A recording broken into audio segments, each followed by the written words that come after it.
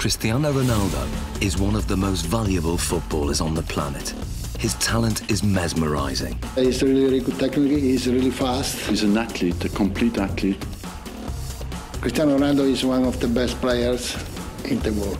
But what is it that gives Ronaldo the edge over other players? To find out, he's come to this specially created state-of-the-art laboratory in Madrid. Here, in a world exclusive, sports science experts are going to forensically analyze what makes him such an efficient machine. Ronaldo will submit to an array of tests, each one designed to investigate a different strength in his game. It's amazing to see how my body works, so it's a fun day. The results are revealing and often surprising as Cristiano Ronaldo is tested to the limit.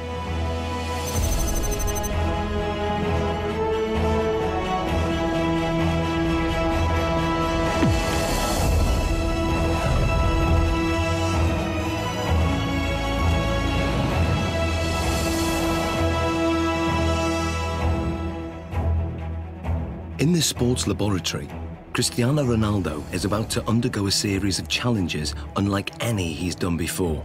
He'll undergo tests for body strength, mental ability, technique, and finally skill. Guiding him through this is football consultant Andy Ansar. He's teamed up with leading sports scientists, hoping to uncover the secrets behind Ronaldo's tremendous ability. Shall we stretch out properly? The first of the 4 challenges is one of the most crucial on a football pitch: body strength. With 40 goals in a single season, Ronaldo is La Liga's highest scoring player ever. One of the fastest men on the pitch, his lower body strength gives him the acceleration to get that hair's breadth nearer the ball. And in today's game, every millimetre counts.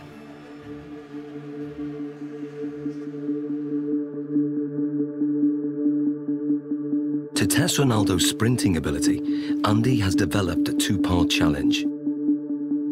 First, a straight sprint over 25 metres.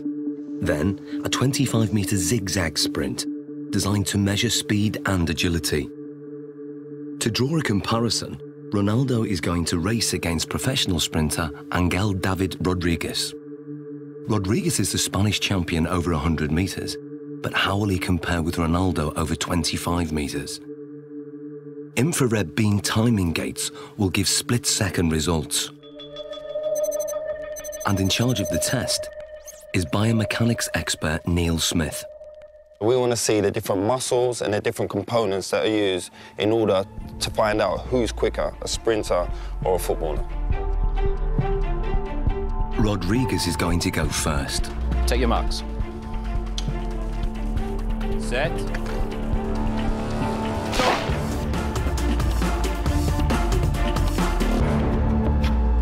How do we do, Neil? Angel hit 3.31 seconds there, Andy. Angel quality, different class. It's fast. What do you think Ronaldo will do? Maybe the same, strong, accelerated. You sure? Yeah, I know. Slow-motion replays reveal that Rodriguez makes a strong, explosive start, reaching top speed in under half the distance.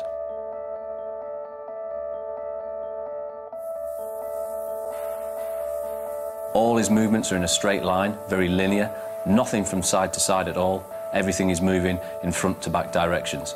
No energy is wasted. Rodriguez has a high knee action. This gives him a very long stride length of 2.5 metres. Ronaldo's target to beat is 3.31 seconds. Let's see what he's got. Okay. Come on in, buddy. Let's get Ronaldo on the blocks. Okay, Neil. Set.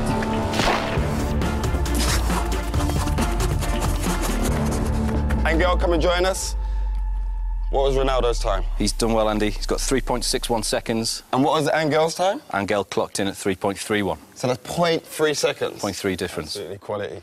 Different class. Considering Angel's class as sprinter, that's not bad at all. So Ronaldo narrowly lost the straight sprint. On closer analysis, the reasons why are clear. From a sprinter's point of view, Cristiano Ronaldo's technique isn't the best, but then Cristiano Ronaldo's not a sprinter. He's very quick off the mark, but his style is quite different. He has to still think about the sprinting. That's where his head goes back, and if you go like this with your arms, the chances are behind you, your legs will be doing that also. And that means lower knee height. Because of his usual increase in speed and decrease in speed during a game of soccer, his stride length is quite short and quite sharp, quite staccato, and only covers 1.7 metres per stride. In a 90-minute match, Ronaldo will usually cover over 10 kilometres, but very little of that is in straight-line sprints. In football, the ability to abruptly change direction is vital, so the zigzag course is designed to replicate what happens in a game. How well do you think you'll do on the zigzag? Me? Yeah. He kicks me. Let's go and do our thing. Come on, guys, let's give it a go. Take your marks. Get set. Go. Rodriguez is still very fast around this course. He navigates the poles well, keeping his balance even when his body is almost at 45 degrees at some points.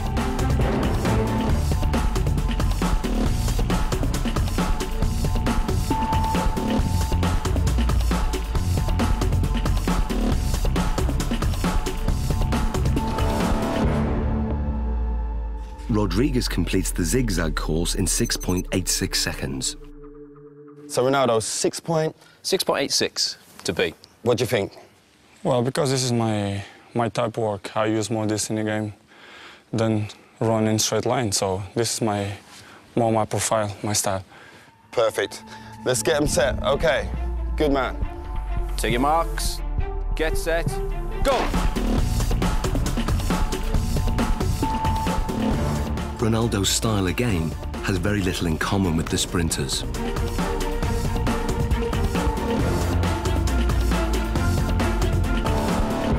Okay, Angel, come and join us. So first of all, Neil, remind us of Angel's score. Angel came in at 6.86 second. 6.86. And then Ronaldo's? 6.35. So what's the difference there? Almost half a second there, Andy. Almost half a second. Superb. Superb. Exactly what we was expecting from our footballer, correct? Yeah. Well, what we're hoping there, you can see a very big difference between the straight line sprinting. We've got very long strides, nice high centre of gravity. Cristiano comes into his own here. Yep. We lower the centre of gravity. We enable ourselves to push off and accelerate sidewards. That centre of gravity nice and low. Their knees are bent, their hips are bent, and the muscles are hopefully working at their optimum length. Because this is my style, you know, I use this a lot in a pitch, so I guess that I'm more chances in this type of run that straight line. Without a shadow of doubt, improved it. When we look at the zigzag movements, we can see a way that Cristiano anticipates the change of direction coming into play. As Cristiano approaches, we see a lot of shorter steps. This is in stark contrast to what we see from Angel. To change direction, he does something that probably most people wouldn't. They would almost drop down to the ground to change movement. Cristiano Ronaldo almost goes upright, goes taller.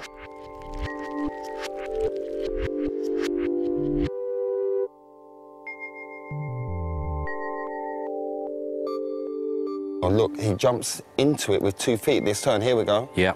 There we go, there.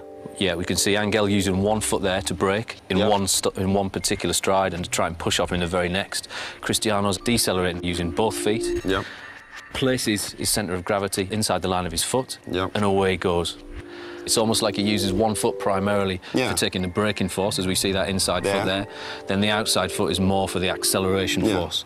And Cristiano places approximately 5 body weights worth of force through that outside foot towards the next turn.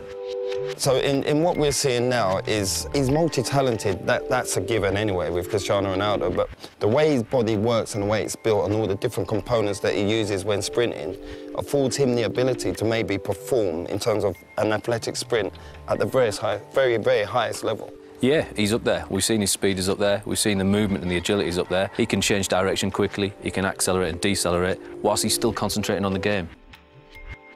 Ronaldo won by quite a margin. His time over the zigzag sprint was 6.35 seconds. Clearly, his ability to corner at speed gives him an advantage.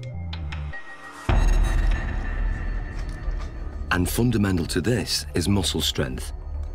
So before the next test, Ronaldo's muscles are going to be measured to see if there's anything unusual. Okay, Ronaldo, this is Luis. Hi. So we want to look at your body. We want to check everything out. What makes Ronaldo special? Okay? Okay. This is a state-of-the-art precision 3D body scanner. It uses a laser beam to create a visual profile of the exterior body shape and gives us exact measurements like height, 185.1 centimeters, chest, 109. Ronaldo has extremely lean, well-defined musculature. He has 3% less body fat than a supermodel. His thigh circumference is 61.7 centimeters, which is well above average. But his calf muscles are less developed, and the scan exposes a fact about their size that surprises Ronaldo. ¿Más la izquierda? Izquierdo, sí, sí. Eso es lo que te dice esto. Having uneven calf muscles hasn't held Ronaldo back. In fact, his body dimensions are part of the secret to his success. He has the long legs of a sprinter, the lean physique of a middle-distance runner, and the powerful thighs of a high jumper. What sets him apart is that he has all those attributes in one body. Like tuning an engine for high performance, Ronaldo has tuned up his body strength significantly over recent years. He's increased his win rate in the air from 40% to over 66%. He can now fly higher than many of his opponents. So next, Ronaldo's explosive jumping ability is going to be tested. Here we are. Okay, Ronaldo, this is the high jump. Now explain to us how this works. What we're going to get you to do is a test of lower body power. The higher you jump, the more powerful your legs are going to be. So we're going to place you on the mat. We're going to instruct you to jump as high as possible, give it your maximal effort, and try and land back on the mat again. This mat is actually a very sensitive pressure sensor that measures takeoff force. And the key thing is having his hands on his hips, correct? We're going to try not to use the arms as an extra counterbalance. So that's why we do this, so that he can't use his arms as elevation. So it's just about the legs. Concentrate just on explosive leg power. Okay. 3, 2, 1.